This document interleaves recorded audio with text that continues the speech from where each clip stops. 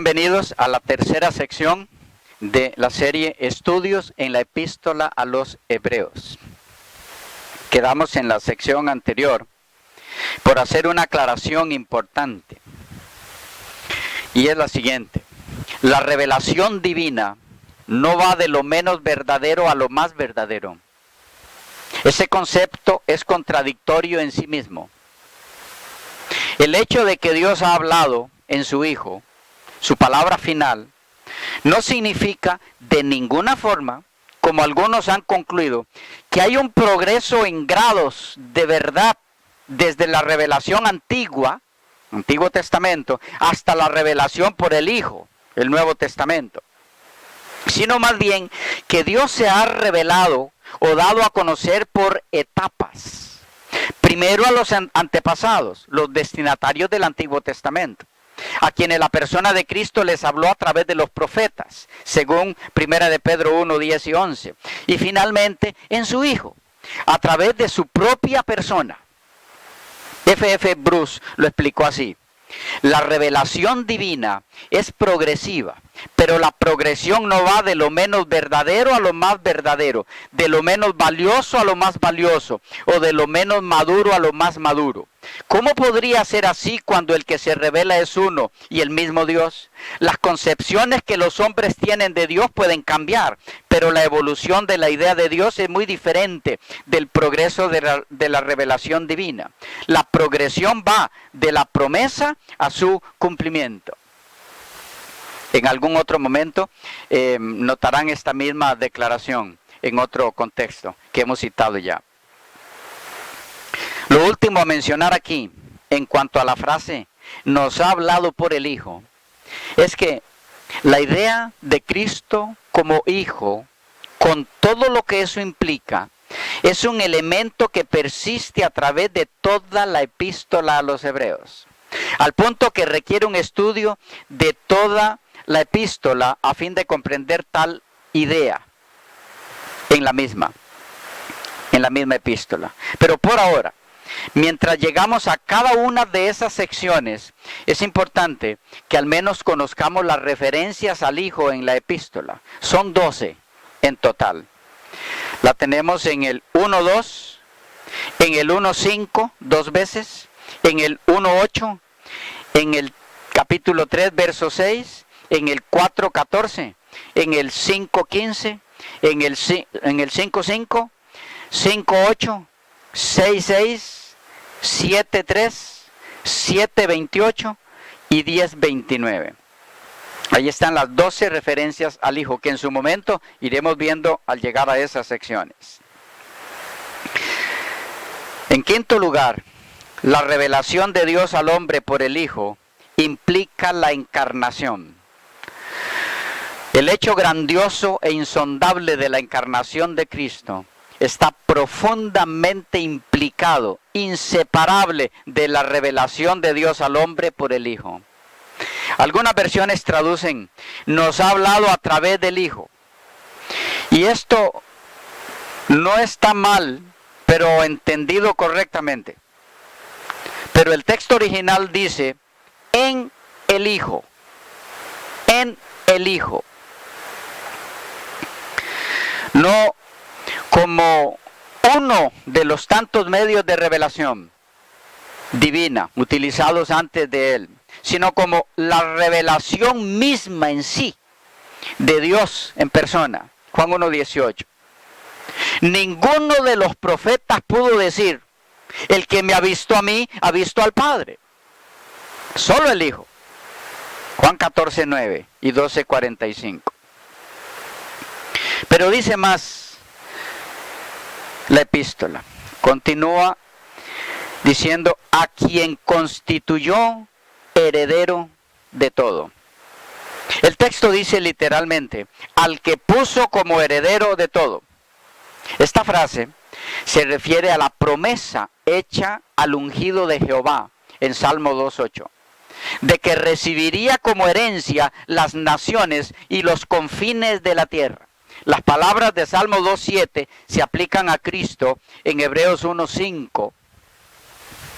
Todo lo que una vez poseyó Adán y luego perdió, lo recuperó Cristo mediante su expiación. El sacrificio de Cristo en favor del hombre fue pleno y completo. La condición de la expiación se había cumplido. La obra por la cual Él había venido a este mundo se había efectuado. Él había ganado el reino, se lo había arrebatado a Satanás y había llegado a ser heredero de todas las cosas. ¿Cuándo ocurrió esto? ¿Cuándo fue Jesús constituido heredero de todas las cosas? Es difícil ubicar este suceso en un momento preciso de la historia, pues los propósitos de Dios son eternos. Sin embargo, la designación a la cual se hace referencia ocurrió después de la ascensión, cuando Cristo se sentó a la diestra de la majestad en las alturas. Satanás se regocijó cuando Jesús, prescindiendo de su poder y gloria, dejó el cielo, pues se figuraba con ello, el diablo, que el Hijo de Dios había caído bajo su dominio. Su tentación había vencido con tanta facilidad a la inocente pareja del Edén, que esperaba vencer también con su influencia y astucia satánica al Hijo de Dios, y salvar así su vida y su reino, el diablo. Con solo inducir a Jesús a desviarse de la voluntad de su Padre, habría logrado su objeto. Satanás daba por suyo el señorío de la tierra, e insinuó a Jesús que ahorrarle todo sufrimiento, que podía ahorrárselo, y que no necesitaba morir para obtener los reinos de este mundo, pues con tal que le adorase, se haría dueño de todas las posesiones terrenas, y tendría la gloria de reinar sobre ellas. Pero Jesús se mantuvo firme. Sabía que iba a llegar el tiempo en que su vida redimiría de Satanás el reino de la tierra, y que, pasado algún tiempo, todo le quedaría sometido en el cielo y en la tierra. Escogió Jesús entonces una vida de sufrimiento y una espantosa muerte como camino dispuesto por su Padre para llegar a ser legítimo heredero de los reinos de la tierra y recibirlos en sus manos como eterna posesión. También Satanás será entregado en sus manos para que la muerte lo destruya y no vuelva jamás a molestar a Jesús ni a sus ángeles en gloria, ni a ninguna otra criatura en el universo de Dios. Es importante entender aquí que como heredero, Jesús es poseedor legal. Jesús no vino a negociar con el diablo, sino a derrotar al usurpador con su propia arma, la muerte, y reclamar lo suyo. Hebreos 2, 8 al 15 y 1 Corintios 15, 24 y 25 nos instruyen sobre eso. Y también en que aun cuando es en su ascensión, cuando se celebra su derecho como heredero de todas las cosas, Él ya lo era desde el principio de la creación. El ser hecho heredero viene después de su estado de hijo y es antes de la creación por Él de todos los mundos. Como el primogénito, Él es el heredero del universo. Hay que recalcar que la herencia del Hijo de Dios, Jesucristo, no está limitada a la tierra, sino que abarca el universo y especialmente el mundo venidero. Esto se reafirma con detalles completos en el capítulo 2, versículos 5 al 9 de la epístola, donde Jesús, como el postrer Adán, tiene todas las cosas bajo sus pies. Con la frase heredero de todas las cosas, Pablo empieza la suprema exaltación de Jesús que continúa hasta el capítulo 4 y versículo 14. Esta afirmación de la heredad universal del Hijo está en conformidad con otras varias citas de las Escrituras. Pídeme y te daré por heredad las gentes y por posesión tuya los términos de la tierra. Salmos 2:8. Dominará de mar a mar y desde el río hasta los cabos de la tierra. Salmos 72:8. Para el dominio universal de Cristo, pueden ver ustedes también luego Hechos 2:36, 10:36, Efesios 1:22. La heredad de Cristo abarca el universo entero y lo que se desarrollará en ese reino. Y como Dios es el creador y solo Él tiene derecho a reinar, el asignado como gobernante no podía ser menos que Dios mismo. Además, esta herencia no era temporal, es eterna. Y debido a esto, es posible que en el nombre de Jesús se doble toda rodilla de los que están en los cielos y en la tierra y debajo de la tierra, y toda lengua confiese que Jesucristo es el Señor, para gloria de Dios Padre, según Filipenses 2:10 y 11.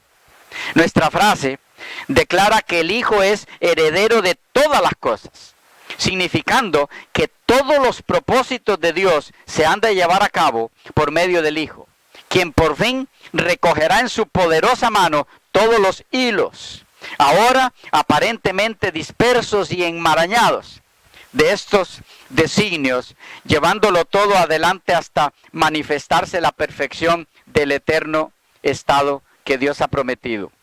La frase viene a completar otras declaraciones de las Escrituras que enseñan que Dios no hará nada en la esfera de los hombres, ni aún en las esferas espirituales más amplias, sin el Hijo siervo, quien dijo: todas las cosas me fueron entregadas de mi Padre. Mateo 11:27.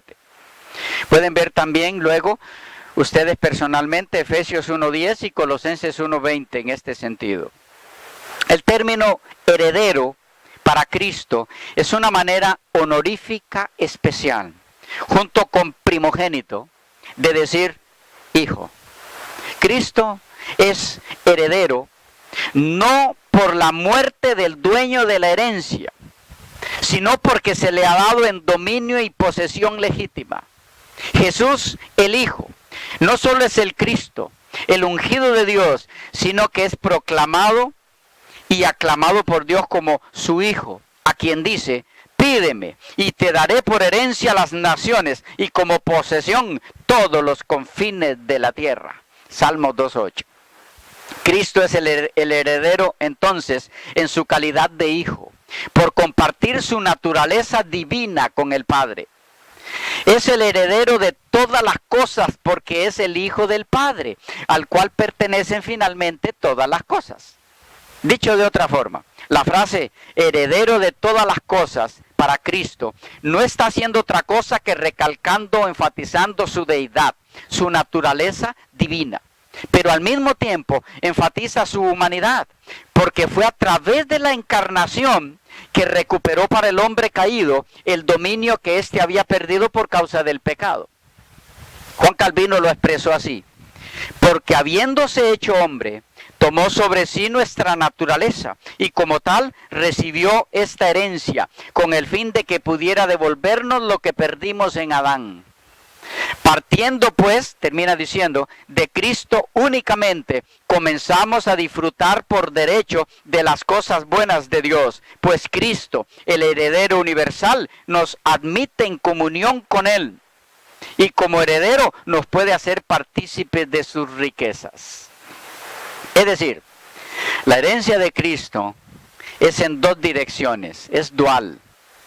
El Hijo es heredero por creación. Esto es, personificó en sí mismo el propósito del Padre al crear, y es heredero por haber redimido la posesión comprada. Hay un aspecto muy importante a considerar aquí, y es el hecho de que el título de Jesús, heredero de todas las cosas, se da antes de la creación, que es el aspecto que sigue en el texto, por quien asimismo hizo el universo. Hebreos 1:2. ¿Qué está haciendo el apóstol Pablo aquí al colocar esos distintos aspectos de la persona del Hijo en ese orden? Primero heredero y después creador. Lo que él quiere que entendamos es que Cristo es el heredero por derecho divino. Es decir, el Hijo no es el heredero después de que ha ocurrido la creación de todas las cosas, sino antes de que existan. O sea que Él es antes de la creación, no es parte de ella. Esto es muy importante captarlo. Tanto más cuando en la sección en la que se encuentra en esta epístola es en la que Pablo está recalcando la superioridad del Hijo por causa de su naturaleza divina. Y de paso, después de llamarlo el Hijo, el primer título que lo señala precisamente como tal es ese, heredero de todas las cosas. Pablo está insistiendo entonces con este título en forma introductoria en la deidad del Hijo. Pero el texto dice más, y por quien asimismo hizo el universo.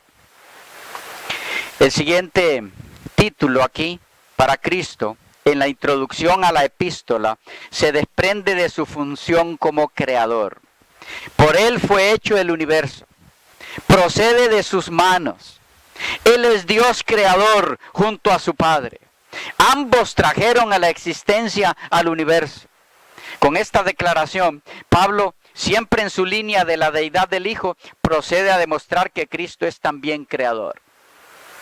La frase, ¿por quién?, incluye dos sentidos. Por Él, en el sentido de autor, por sus manos, fue hecho.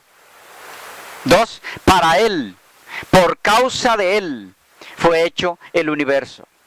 Este doble sentido, significado, se puede ver claro en Colosenses 1:16. Porque en Él fueron creadas todas las cosas, las que hay en los cielos y las que hay en la tierra, visibles e invisibles, sean tronos, sean dominios, sean principados, sean potestades. Todo fue creado, noten ahora, por medio de Él y para Él. De nuevo, el apóstol aquí insiste en la deidad de Cristo y por lo tanto en su superioridad sobre todo el sistema judaico ceremonial, al que invita a sus destinatarios a dejar para volverse a la realidad a la que todo ese sistema apuntaba. Cristo, el Hijo de Dios, el ungido de Dios, el heredero que también es creador. Esto pone al Hijo en la posición de un agente o autoridad soberana. El que sería el redentor del hombre fue antes su creador. Y precisamente porque es el creador, es que puede crear al hombre como una nueva criatura. 2 Corintios 5:17. El texto dice, y por quien asimismo hizo el universo. El universo. La expresión griega que se emplea aquí y que se traduce el universo es tous aionas. Tous aionas. La palabra aion era en el griego clásico una expresión de tiempo. Se empleaba en el sentido de período de existencia. Un siglo o generación, un período definitivo de tiempo. Los siglos. Claramente denota aquí mundo o universo. Universo se refiere entonces a las unidades de tiempo a través de las cuales el Hijo realizó la obra de la creación en sus diferentes aspectos.